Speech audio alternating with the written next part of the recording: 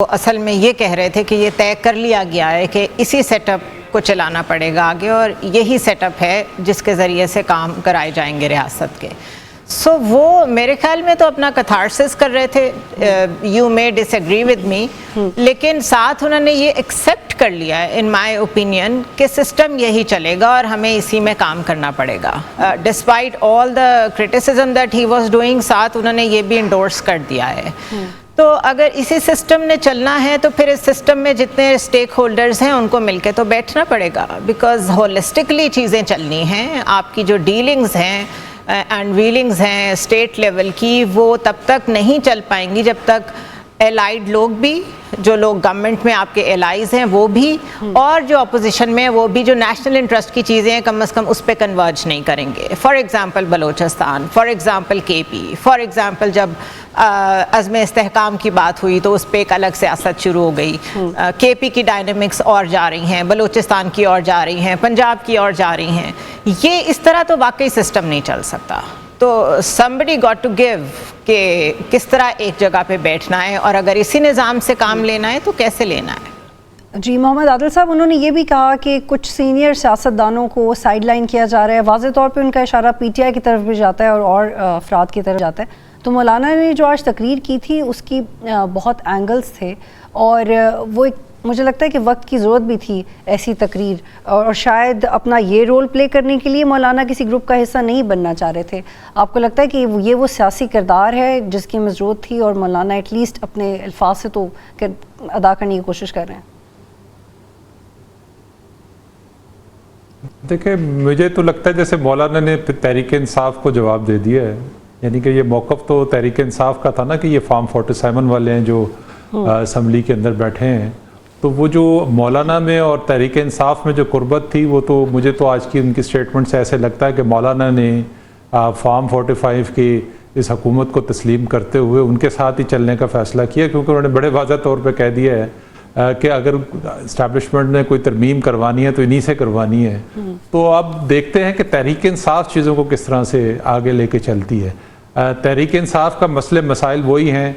کہ ان کو پتہ ہے کہ اب وہ محمود اچکزئی کو کہہ تو رہے ہیں کہ ہم نے ان کو جو ہے وہ دیا ہے کہ وہ بات چیت آگے بڑھائیں. بانی پی ٹی آئی بھی کہتے ہیں کہ وہ کوئی چیز ایسی سالڈ لے کے آئیں گے تو بات چیت کریں گے، لیکن اس پہ کوئی کسی کو ٹرسٹ نہیں ہے. ہم نے ماضی میں دیکھا کہ جب پی ٹی آئی کی اور حکومت کی بات چیت چل رہی تھی پی ڈی ایم دور کے اندر، اس میں الیکشن کے اوپر دونوں فریق جو ہے متفق ہو گئے تھے، لیکن تحریک انصاف نے ایک دم سے الیکشن جو ہے وہ عمران خان نے جو ہے وہ اس کو تجویز کو مسترد کر دیا. تو اصل سارا ڈیپینڈ کرتا ہے بات چیت کیسے چلے گی، معاملات کیسے آگے چلیں گے پولیٹیکل لوگوں کے درمیان، وہ عمران خان کے اوپر ہے. اور اگر وہ محمود اچکزئی باقی جماعتوں کے ساتھ مل کر کوئی چیز طے بھی کر لیں گے تو اس پہ یقین نہیں کیا جا سکتا کہ تحریک انصاف کی طرف سے یا ان کے قائد کی طرف سے جو ہے وہ کس طرح کا رسپانس آیا. اصل چیز میچورٹی ہے، اور یہ تحریک انصاف کو بہت اچھی طرح سے اندازہ ہے کہ جب تک دوسری طرف تبدیلی نہیں آئے گی خیالات میں، ان کے مسائل تو حل نہیں ہوں گے. لیکن ان کو انہی پولیٹیشنز کے ساتھ، انہی پولیٹیکل لوگوں کے ساتھ بیٹھ کے بات چیت کو جو ہے وہ کرنا چاہیے. چیزوں کو جب تک آپ ایک دوسرے کے سامنے نہیں لے کے آئیں گے، ہائی لائٹ نہیں کریں گے، تو وہ کسی اور طرف پریشر بلڈ ہوگا ہی نہیں. اگر آپ بات چیت نہیں کریں گے آپس میں تو آپ کسی اور کا جو ہے وہ مقصد جو ہے وہ پورا کر رہے ہیں کہ یہ آپس میں لڑتے رہیں سیاستدان، اور جو دوسری طرف سے جو بھی احکامات آتے ہیں یا جس قسم کا بھی پریشر آتا ہے یا جس قسم کے بھی ان کے مقاصد ہیں وہ پورے ہوتے رہیں گے. تو یہ ضروری تو یہی ہے کہ پارلیمنٹ اپنی توقیر کو برقرار رکھتے ہوئے پارلیمنٹ کے فورم کے اوپر تمام پولیٹیکل پارٹیز تحریک انصاف سمیت جو ہے وہ بات چیت. پلیز افتخار صاحب آپ کو شامل کرتے ہیں. آپ اس اسٹیٹمنٹ سے ایگری کرتے ہیں کہ چانسز ہیں غیر مشروط مذاکرات ہونے کے، اور اس میں نون لیگ اپنا بڑا کردار ادا کر سکتی ہے؟ دیکھیں، مولانا صاحب نے جو بات کی ہے وہ تنزیہ طور پر کی ہے، اور اگر آپ وہ پوری تقریر سن لیں تو اس میں بہت کلیئرلی اس طرح وہ بتا رہے ہیں کہ صرف اس میں طنز نہیں ہے بلکہ اس میں تنقید کے علاوہ جو ہے ایک ہوپلیسنس بھی ہے ان کی سٹیٹمنٹ میں، کیونکہ وہ جو بات کر رہے ہیں اس کا ایک پس منظر ہے، اور یہ مولانا صاحب پہلی بار نہیں کر رہے، پارلیمنٹ کی فلور پر شاید اتنی ایکسپلیسٹلی پہلی بار کر چکے ہیں، لیکن پرسنل ملاقاتوں میں اور جو ان سے قریبی میں میری بھی ایک ملاقات ہوئی تھی، اس میں بہت کلیئرلی وہ بتا رہے ہیں کہ جو سسٹم ہے اور جو اسٹیبلشمنٹ جو ترامیم کرانا چاہتی ہیں وہ تو کرا کے رہی، پھر اس میں ایک ان کا سوال یہ تھا کہ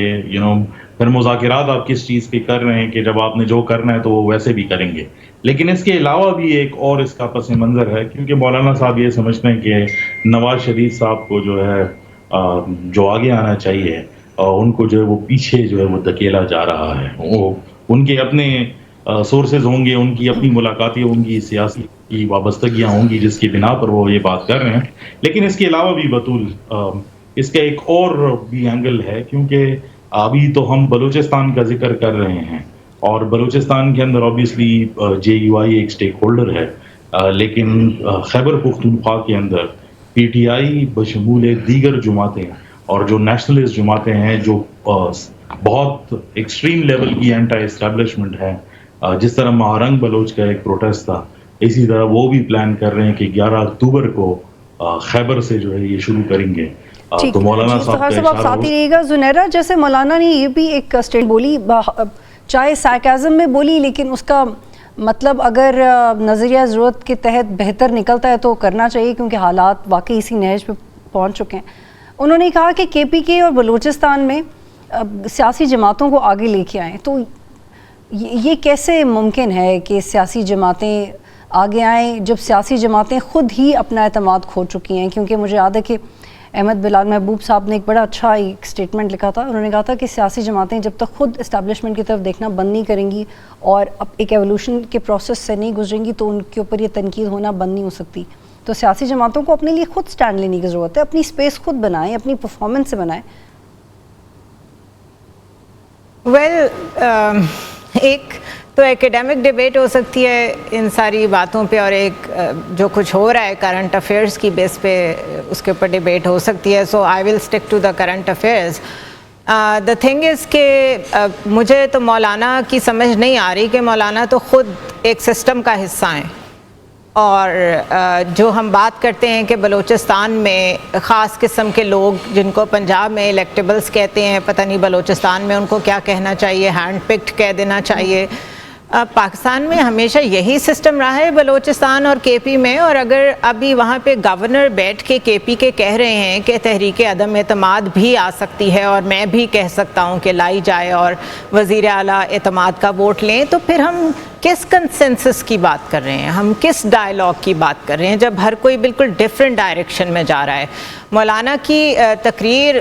بڑی زبردست ہے، بٹ آن گراؤنڈ وہ کیا کر رہے ہیں، ڈرائنگ رومز میں کیا کر رہے ہیں، کس قسم کی ڈیلز آنے والے وقت میں ان کے اثرات نظر آئیں گے؟ اس کے بعد پھر بیٹھ کے اسٹیبلشمنٹ پہ باتیں کرتے رہنا صرف آئی بالز کے لیے ہے، that is the bigger question. سو اس لیے میں نے کہا ایکیڈیمک ڈیبیٹ تو میں نہیں کرنا چاہتی ان چیزوں پہ، بیکاز وہ سب کچھ اپلائی نہیں ہوتا یہاں پہ۔ لیکن ٹھیک ہے، فلور آف دا ہاؤس انہوں نے بڑا گرم کر دیا، آج ہم اس پہ بات کر رہے ہیں، ایک دن کا نیوز سائیکل چلے گا، بٹ مولانا ہم self is the part of the problem. اگر انہوں نے ابتدا کرنی ہے کہ سیاستدان اسٹیبلشمنٹ کی طرف دیکھنا بند کریں تو پھر اپنے آپ سے کریں۔ ٹھیک محمد عادل صاحب، یہ سب جڑا ہوا ہے مذاکرات سے، اور سیاسی جماعتیں کیا رول پلینے جا رہی ہیں۔ بلوچستان کے حوالے سے شاہ محمود قریشی صاحب نے کہا کہ ایک گرینڈ ڈائلاگ کی ضرورت ہے، جو تجزیہ نگار ہیں وہ بھی ایکسپیکٹ کرتے ہیں کہ بڑے پیمانے کے اوپر بات ہونی چاہیے۔ جب ہم بھی کچھ لوگوں سے بات کرتے ہیں تو وہ کہتے ہیں بالکل آپ بات کریں، لیکن سیاسی طور پہ بات کریں، کوئی بھی کسی کو بھی پی ٹی آئی سے بات کرنے سے منع نہیں کر رہا۔ تو کیا آپ کو لگتا ہے کہ سیاسی جماعتوں کی اپنی کم تیاری ہے، یا وہ خود کوئی حکمت عملی طے نہیں کر پا رہے کہ پی ٹی آئی کو کیسے انگیج کیا جائے؟ ایٹ لیسٹ وہ لوگ جو کنونس ہونا چاہ رہے ہیں ان کو کس طرح سے انگیج کیا جائے فار دا ٹائم بینگ، اگر ہم عمران خان کو نہیں بھی کنسیڈر کریں؟ دیکھیں، ابھی تو جو لگتا ہے بظاہر وہ تو یہی لگتا ہے کہ سیاستدانوں میں کیپیسٹی ہی نہیں ہے۔ جس قسم کی حکومت میں پرائم منسٹر آف پاکستان کے حوالے سے سب کو پتہ ہے کہ وہ کس طرف دیکھ کے جو ہے اپنے معاملات کو لے کے چلتے ہیں، جو سیاسی شخصیت اس میں کردار ادا کر سکتی تھی ان کو آپ نے دیوار کے ساتھ لگا دیا ہے. گو کہ ان کی پنجاب میں اور وفاق میں حکومت ضرور ہے لیکن اس کے باوجود وہ مجبور ہیں کہ وہ خاموش ہیں اور وہ خاموش ہی رہیں گے جب تک یہ معاملات اسی طرح چل رہے ہیں. جہاں تک آصف زرداری صاحب ہیں وہ ایک آئینی عہدہ لے کر خاموشی سے ایوان صدر بیٹھ گئے, تو جو باقی پولیٹیکل قیادت ہے وہ تو اس کی تو کیپیسٹی نہیں ہے کہ وہ کسی بھی سطح پر کوئی ڈیسیجن لے سکے, کوئی بات چیت کر سکے. مولانا صرف جو ہے اس وقت جسے کہتے ہیں کہ دیوار سے ٹکرے مار رہے ہیں, ان کو پتہ ہے کہ اس کے نتائج وہی نکل رہے ہیں جن کی جو باقی اسٹیبلشمنٹ کی خواہش ہے, اور وہ اس کا اظہار بھی کر رہے ہیں. تو ہونا یہی ہے, لیکن سیاستدانوں کو جو پارلیمنٹ کا فورم ہے اس پہ تھوڑی سی جو ہے اس کو استعمال کرنا چاہیے, اس کی توقیر بڑھانی چاہیے. اسی سے متعلق ایک اسٹیٹمنٹ ہم آپ کو سنانا چاہتے ہیں کہ جب ہم مذاکرات کی بات کرتے ہیں اور سیاسی رویے یا ماضی کے بیانات ان معاملات کو آپ کیسے کر دیتے ہیں, عمر ایوب صاحب نے اسمبلی کے فلور کے اوپر جواباً کیا کہا وہ آپ کو سناتے ہیں. پہلے یہ ہے کہ نواز شریف کو کنوکٹ کیا تھا جنرل مشرف نے کیونکہ اس نے جہاز chief of the army staff کا ڈائیورٹ کیا تھا, اور وہ کنوکشن میں یہ تھا کہ آرمی چیف کو قتل کرنے کی کوشش کی. Point number 1. تو سپریم کورٹ آف پاکستان پہ ان کے ورکرز نے ماشاءاللہ اٹیک کیا تھا, وہ پوائنٹ نمبر 2 آ گیا. سٹنگ چیف جسٹس کو ہتھکڑیاں لگانے کا پروگرام بھی نواز شریف نے کیا تھا, پوائنٹ نمبر 3 آ گیا. جی افتخار صاحب, ان حالات میں مشروط یا غیر مشروط مذاکرات کیسے ہو سکتے ہیں؟ دیکھیں, مذاکرات کا آپشن ہمیشہ کھلا رہتا ہے. میں یہ نہیں مانتا کہ مذاکرات نہیں ہو سکتے ہیں. وہ جو غیر مشروطیگی کی بات ہے میرے خیال میں وہ اس کے آڑے پہ وہ آ چکی ہیں. کچھ چیزیں ایسی ہیں کہ آپ کو پولیٹیکل پارٹیز کے اوپر جو پابندیاں لگائی ہیں, اور obviously وہ ایک ہی پولیٹیکل پارٹی کی طرف جو ہے وہ جاتی ہے, جب تک ان کے ساتھ معاملات جو ہے وہ سیٹل نہیں ہوتے تو میرے خیال میں کسی قسم کے مذاکرات جو ہے وہ معنی خیز بھی نہیں ہوں گے اور وہ نتیجہ خیز بھی نہیں ہوں گے. آیا یہ ہونے جائے گا کہ نہیں؟ پی ٹی آئی کو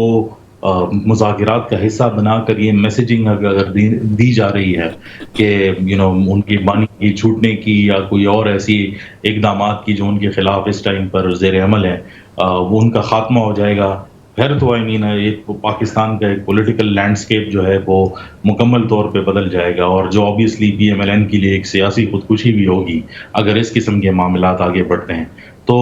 میرے خیال میں اگر کچھ پوائنٹس ایسے ہیں جو نیشنل سیکیورٹی سے ریلیٹڈ ہو تو اس پر غالباً جو ہے سیاسی جماعتیں آپس میں بیٹھ سکتی ہیں, لیکن میرے خیال میں جو کبھی امکان ہے اس ٹائم پر مذاکرات کا افتخار صاحب ہمیں